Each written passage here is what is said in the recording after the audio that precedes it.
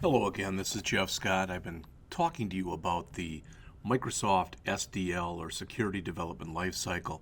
We've looked at it from the kind of the 30,000 foot view, but now it's time to look at it in more depth and breadth of coverage. I have a lot of slides here to go through, and I probably won't do it in one presentation. But the point is, what I want to get to here is that we are going to be looking at the SDL in more depth and breadth of coverage. As you can see from right here, if I do go out to here,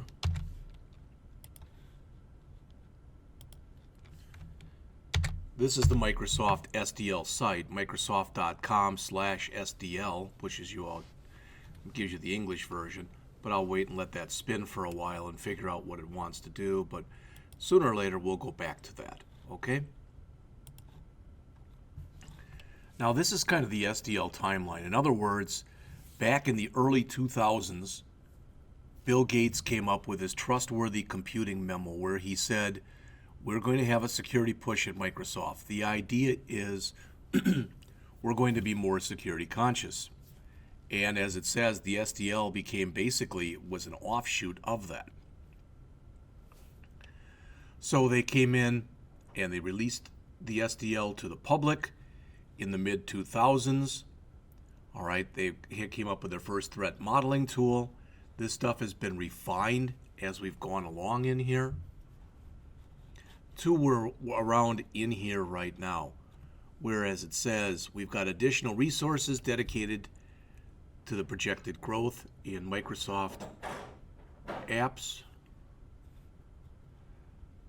We've got industry-wide acceptance of the Microsoft Security Development Lifecycle, etc. Okay, this was from the Trustworthy Computing Directive. I'm not going to read it.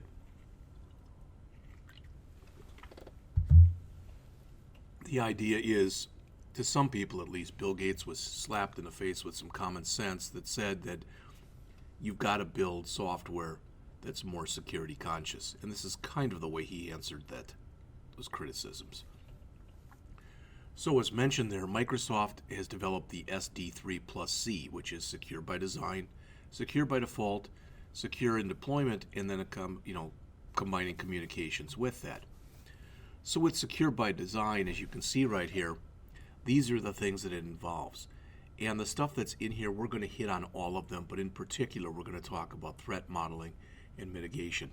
We're not only going to go over what threat modeling is, but we're going to go over an example of the fairly new, when I say fairly new, within the last month or so, Microsoft Threat Modeling Tool 2016, which we'll go over in a later lecture. Secure by default, we'll talk about all these. The idea of least privilege, giving a user only the privileges they need and nothing more. Defense in depth, where we're trying to take the attack surface that somebody has to be able to take that and stretch it out, for lack of better words, make it as hard for somebody to attack as possible. Come up with the conservative default settings. So the idea is if you've got 20% of settings that are used by 80% of the people, those are probably the ones you want on by default. Maybe most of the rest you want off. Avoidance of risky default changes. And again, going along with what I just mentioned, the less commonly used services off by default. That doesn't mean you don't allow people to go and add them if they want to. Not only do you allow them to add them, you give them specific instructions on how they can be added. But then they're adding them if they think that's in their best interest. So again, that was secure by default. With secure in deployment, as it says, we have deployment guides, analysis and management tools, and patch deployment tools. We're going to talk about all this stuff as we go on. The communications, security response, and community engagement.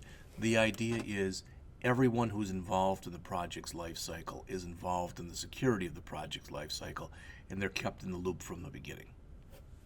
So this is, in a nutshell, and I'll leave this up for a second, this is the Microsoft Security Development Lifecycle. We're doing some of the core training right now, and we'll talk about some of the stuff that you see in here. Again, we'll have bigger units where we talk about threat modeling, fuzz testing, some of the other stuff that's in here as well. Some of the stuff I'm not going to really talk about because, for instance, response plan and response plan execution. I'm not at all expert in anything like that, and I think that'd be better left to somebody like Doug Tabbitt. So here's the basic concepts that we have under education and awareness: secure design, threat modeling, secure coding, security testing, and privacy. What Microsoft has done, and I'll show you this, is they've come through here and, for lack of better verbiage, if you go out to their SDL Security Development Kit, they've broken this down into 14 different lessons. So there's a lesson on secure design, a lesson on secure implementation, a lesson on secure verification, one on SQL injection, one on cross-site scripting, one on code analysis, one on banned APIs or application program interfaces, one on buffer overflows, one on what's called SAL or source code annotation language, one on security review, one on compiler defenses, one on fuzz testing, one on threat modeling, and one on threat modeling tool principles. All right? Well, the way that breaks down, just so you can see this, and I realize this isn't very easy to read, but I cut the font down so that you could see it. What I've done is I've taken those 14 lessons and created out of those 15 presentations. You may or may not be able to notice this. In fact, there's 17 presentations here. I took the SDL and broke that down, a little intro on that, into 2 different lessons. One has been completed already, one is still to complete. But you'll notice that some of the first things I mentioned to you, in particular, secure design, secure implementation, secure verification, threat modeling, and threat modeling tool, those are 100 level, which are also known as introductory type of presentations. Since threat modeling is so important, I added my own summary on that. All right. Then we went into the 200 levels, where the 100 is more introductory, the 200 level is more intermediate level. So that's fuzz testing, cross-site scripting, SQL injection, banned APIs, code analysis, source code annotation, language, and the security review. Finally, we've got a couple 300 level, which are more advanced. So these have already been finished, except for the one right here. So there's about 16 or 17 here. I went back and re-recorded the presentations I made from the first 2 days of lectures I gave. So that's there. What I'm doing now will be here. All right, what I'll add next will be some threat modeling stuff, and that'll be down here. And next we're going to go into some fuzz testing, some cross-site scripting and SQL injection, and some buffer overflow material. So when I get done, there'll be approximately 40 lectures out here for you. And if you could imagine that each one takes about a half an hour. That might be a little bit kind, and it might not be, but it's around a half an hour. That means there's about 20 hours of training that there will be out here.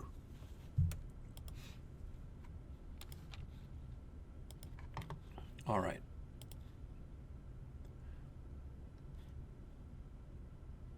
So again, as you can see, here's some of the basic concepts, and let's break them down one at a time. Secure design will discuss attack surface reduction, defense in depth, the principle of least privilege, and secure defaults. Threat modeling will give an overview of threat modeling, talk how to design, code, and test to a threat model.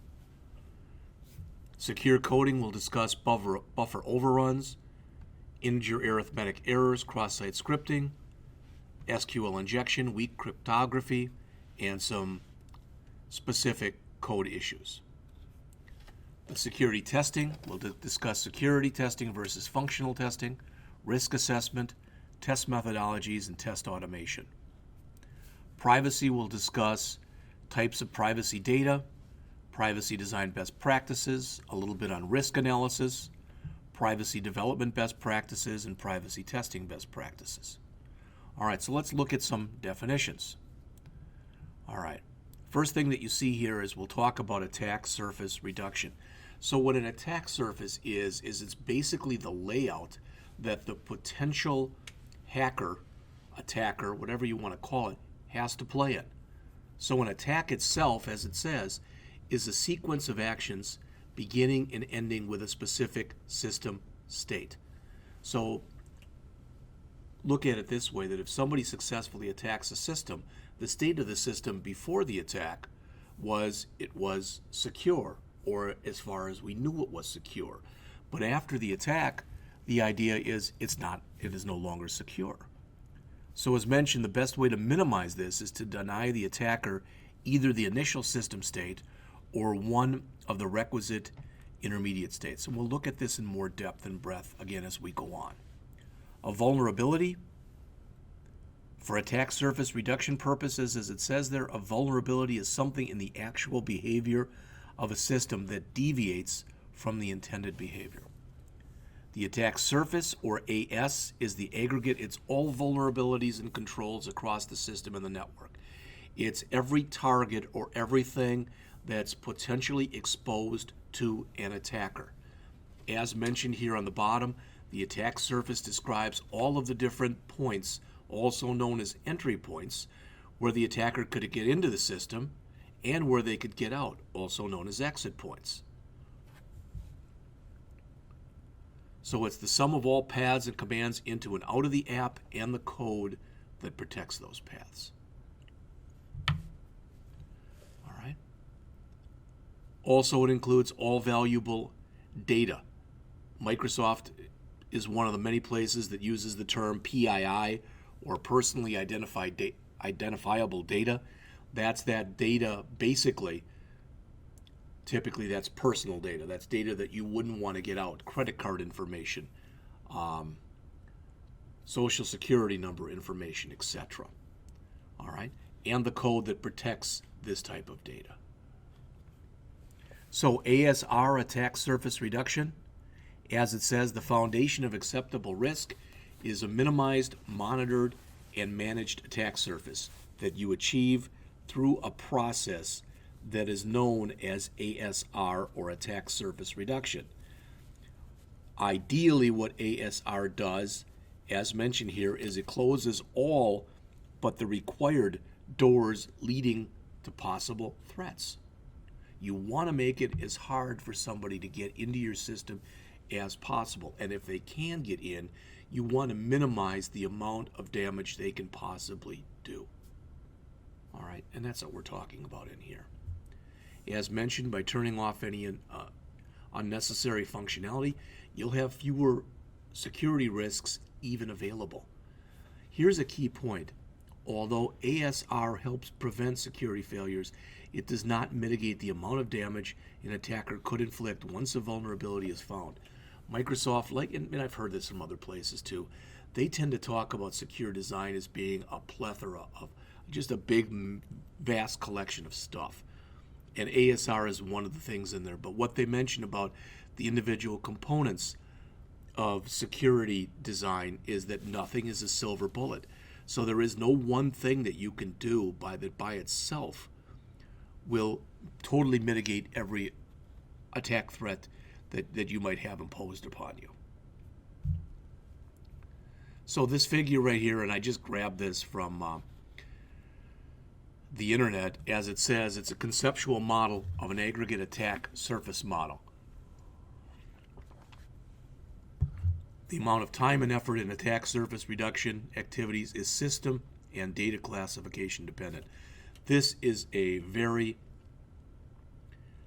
general drawing because the actual attack surface for different places is going to look different because the assets for every place are a little bit different. The way those assets are managed in every place are a little bit different. And we haven't really even talked about the human attack surface in here. All right, where most of the stuff that I've concentrated on thus far has been at the network level or at this, at network attack level or the system attack level. But you can also have human beings that either work in cahoots or in unison with somebody else. Maybe they work for the company and they've got bad intentions. There's all sorts of things that can happen here. As it says, a simple formula provides additional insight into this. The attack surface is the total of all exposed processes divided by the data resources and allowed channels and protocols as constrained by the existing set of access rights. So this is it here.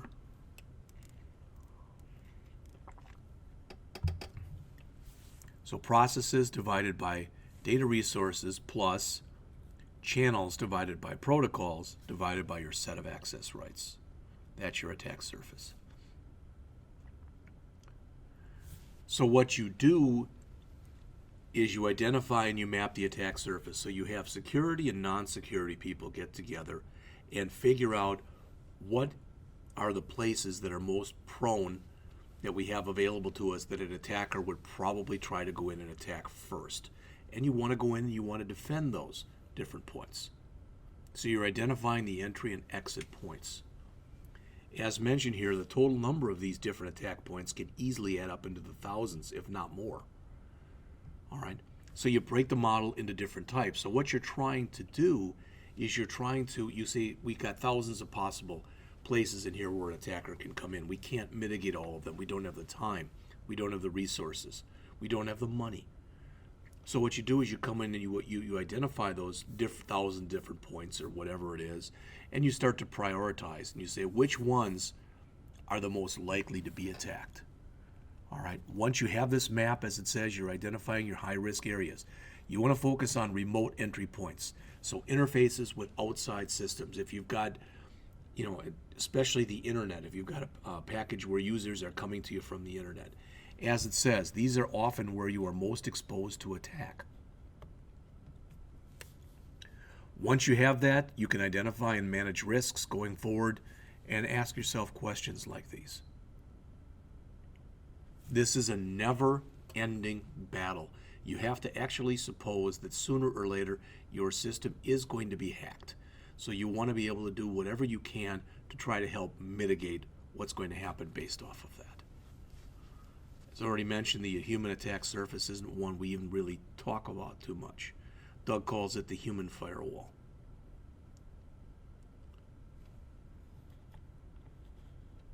Again, enforcing least privilege, separation of duties, and need to know will help limit the damage that can be done under the human attack surface, but it cannot prevent it altogether. This is one of the reasons I'm doing this, is there is required security training. As it says, awareness training helps focus the attention of employees on the behavior necessary to maintain security policy compliance. It says assuring data confidentiality, integrity, and availability. No, you want to do your best to ensure it. But it's a moving target, all right? So you want to come in with a security awareness program that does, among other things, the stuff that you see here.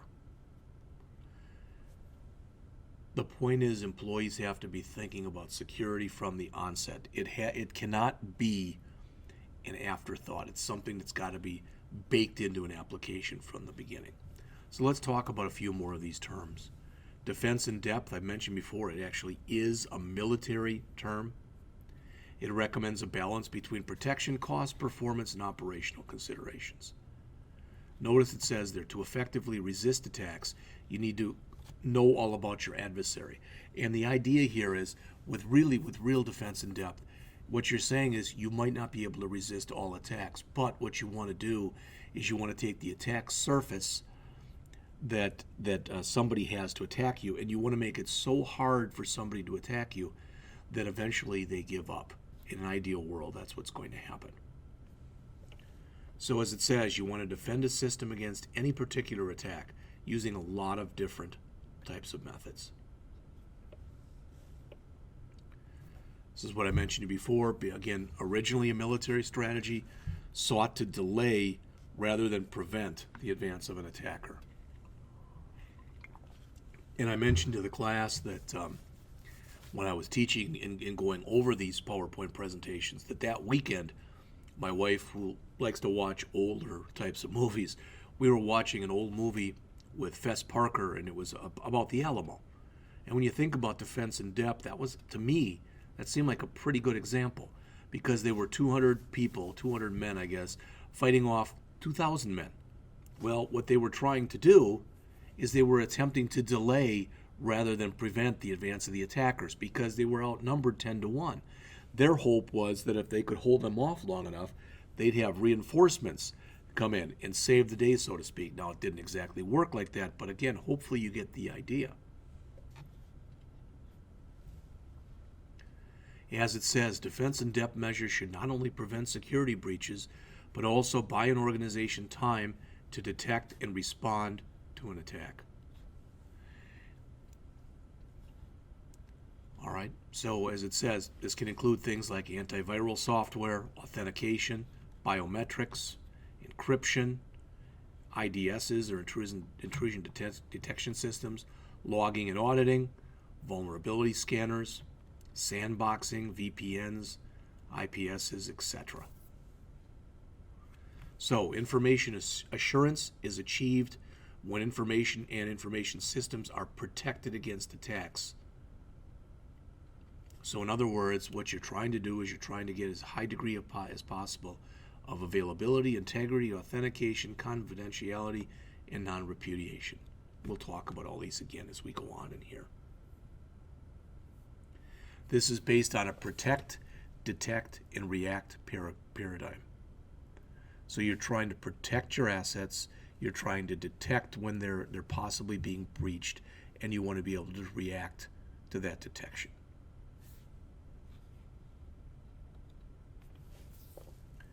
So this, as mentioned, requires a balance focused on people, technology, and operations. People, part of it's what we're doing right now with the training and awareness. You've got to have good security policies and procedures. You have to have physical security, personnel security. You have to have countermeasures, rather, if somebody is able to get into your facilities. For technology, information assurance architecture and criteria, system risk assessment. For operations, things like security management, recovery and reconstitution.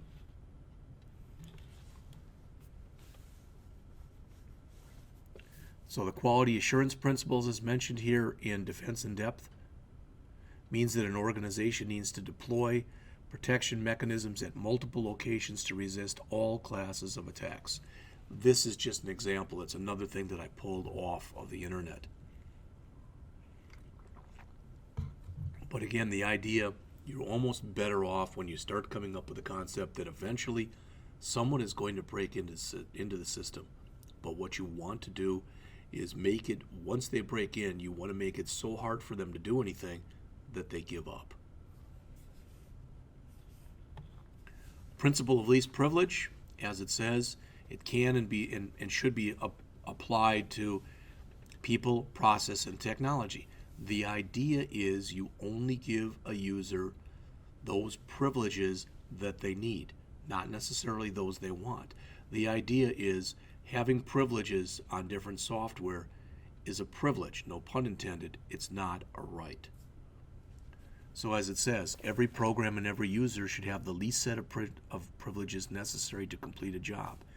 This will limit the damage that can result from an accident or error.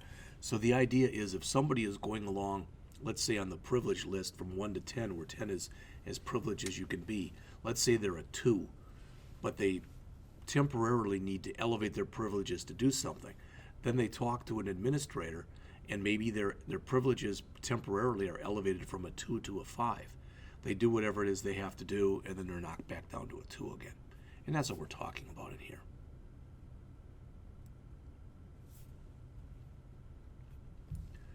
All right, this was an example, again, something I just found online. Just enough authority to get the job done. So in the real world, the way it's supposed to be at least, is you go to a place and there's a valet there. The valet should be able to move your car, drive it to the parking lot, start it up again, and bring it back to you. They shouldn't be able to do other things. They shouldn't be able to go into the glove compartment, etc. Now, I'm not saying they couldn't, but those are things they shouldn't do. Separation of privileges, as it says, functions as much as possible should be separate and provide as much granularity as possible. Okay? This applies both to systems and operators or users. So in the case of systems, functions like read, write, edit, etc. should be in separate files. And for system operators and users, roles should be defined as being as separate as possible. Ideally, you've got a big enough organization where your system administration people are separate from your security administration people. As mentioned here, this is a 6-step process. So first, you want to find all the resources used by the app. Then, as it says, determine the kind of access required for each of the resources. Find any privileged application protocol or APIs, application programming interfaces used by the app. Write down the account under which each app is required to run. Get the security identifiers or SIDs and the privileges from the above. Have team members go through those and say, okay, these are the privileges we're currently giving. Are they the correct ones? And adjust it accordingly. All right.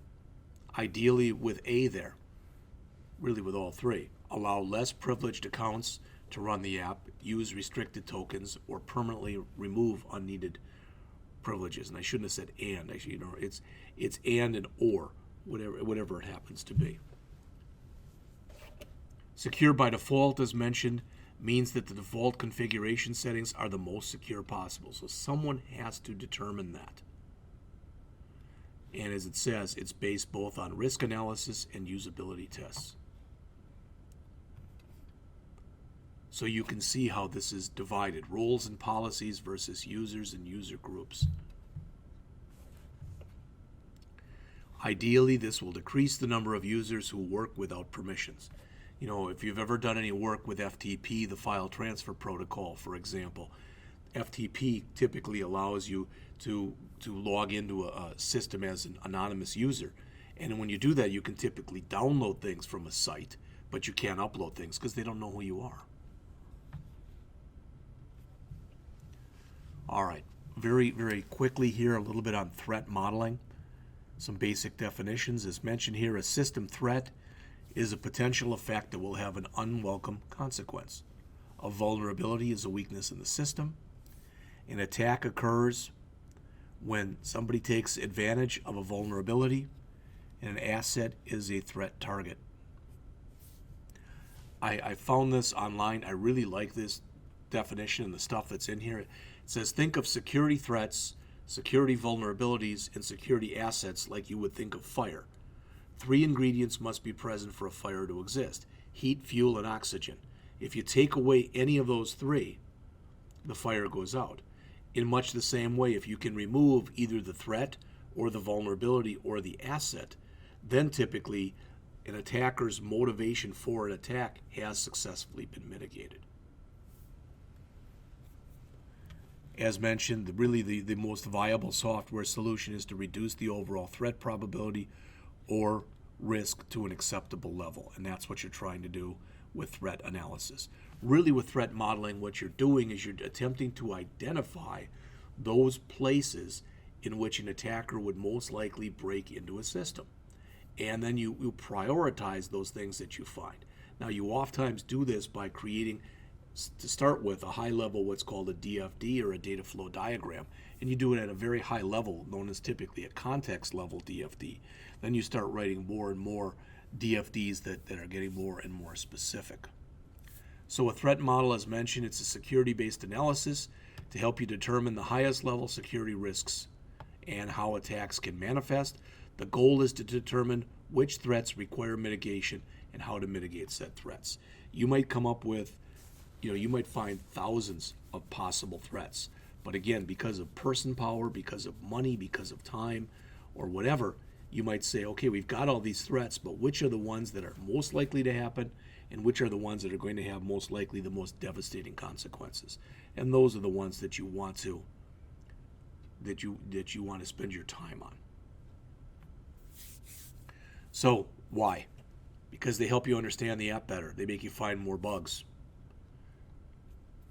They help when you bring in new team members. I've always find it interesting, and for lack of better words, a little funny, when oftentimes managers think, well, we're behind, let's add more people. That typically doesn't work very well, because as you add more people, those people have to be trained by someone. Who? Typically it's the people who are doing all the work to begin with. All right, they're useful for testers, they're useful for product teams. So let's go over a 7-step threat modeling process. Assemble the threat modeling team. And you have people from all different disciplines in there. As mentioned, you might even have a salesperson in there. Not just security people. You want people to look at your product and what you're working on with a lot of different sets of eyes and different kinds of eyes. The goal here is to identify threats, not to fix or mitigate them. That'll be done at a later time. Then you depose or decompose the app. All right, you can just brainstorm, but that doesn't typically work very well. Having some kind of a DFD or data flow diagram seems to help here. You can also use UML. The advantage of DFD is there's only about 5 or 6 different symbols. With a UML, there literally are about 80 symbols. Third, you determine the threats to the system. Next, you use what's called the stride mechanism that Microsoft has come up with. So the S is for spoofing. As it says, it allows an attacker to pose as somebody else. It's the opposite of authentication. Okay? Tampering with data. Well, that's the opposite of what? It's the opposite of data. How do you even say it? It's the opposite of data that's reliable and it has integrity. Repudiation, that's when a user denies they did something and there's no way that you can prove it. All right? If you can prove it, you're using non-repudiation. And typically the way that you use non-repudiation is through some kind of logging mechanisms. So if somebody says they didn't do something and you can prove via written logs they did, well, information disclosure, the exposure of information of individuals who are not supposed to have access to it. Again, that's somebody getting things like credit card numbers, etc. Denial of service, and sometimes this is almost subliminal as far as what's going on in here. One of the things I've been talking about with threat modeling in the demo that I just did last week is the idea that, let's say that you've got somebody who works at a bank and you're trying to threat model a bank situation, and basically you're most concerned with withdrawals. What if someone comes in and they claim to be someone and they're not? So they ask for identification and they don't have it, so the person leaves. They come back again and they keep doing this, and for some reason you would think typically a bank would notify an authority, be it a policeman or whatever about this, but let's say they don't. And the person comes back, and over the span of a week, the same person, or maybe multiple people, come in 10, 15, 20 times. Well, now what the bank may end up doing is saying, you know what, something's goofy with this person's account. Let's put a freeze on it. And if they put a freeze on it, now if the person who actually owns the account attempts to come in there and use it, they may be kept from using it. So they're denied their own service. Finally, elevation of privilege, which is probably the most dangerous of all these, because that's when an unprivileged user gains privilege access and in other words, becomes somebody they're not. So you rank these threats, you prioritize them with the ones that are most likely to happen first. You can come in here, and oftentimes people do this. They create like a little grid where it's criticality times likelihood of occurrence. These both are ranked 1 to 10. So if this was a 10 and that was a 10, that means your max score could be 100. Along with stride, typically you use dread, which I believe is a Microsoft thing, and that's your damage potential, your reproducibility, your exploitability, and you can see the stuff that goes along with them right here, the affected users, and the discoverability.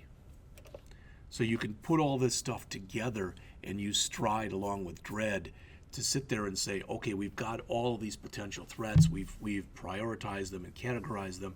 These are the ones we think could do the most damage, and those are the ones you're going to work on. All right? So you could decide, if you've got these threats, you're going to do nothing. As mentioned, that's rarely going to be a correct solution. All right? It's a bad business practice. It could put your clients at risk. At a minimum, you should warn the user. And don't warn them solely using documentation. All right? But let them know there's a potential problem here. You could remove the problem. That might mean pulling a feature from a product. If there's no time to fix it, this might not only be a consideration, it might be the only consideration. And finally, you can fix the problem. That's the most obvious, but it's going to take the most time because there's all sorts of people that could be affected by this. Some are mentioned here: designers, developers, testers, documentation personnel. All right, so number 6, you choose a technique to mitigate the threat. Again, authentication, authorization, privacy-enhanced technologies, protecting secrets, encryption, hashes, MACs, etc. There's a lot of different things that are used in unison. Finally, you choose the appropriate technology for the identified technique. All right, so we're not going to talk about threat trees real much in here, but they're a little older philosophy. But it's sort of like creating an outline where you go from the very general to the very specific. And what you're doing in there is you're going down a path to show how somebody could potentially try to get into the system. As mentioned here, the idea behind a threat tree is that an app is composed of threat targets. Each would have their own vulnerabilities that could potentially, if exploited, could compromise the system. So the threat tree, it's sort of like a more refined a flow chart where you can go down and figure out what you want to do. Here's an example. So you're going down different paths, type of thing. All right. I'm going to stop right here, and then I'll continue on in just a bit.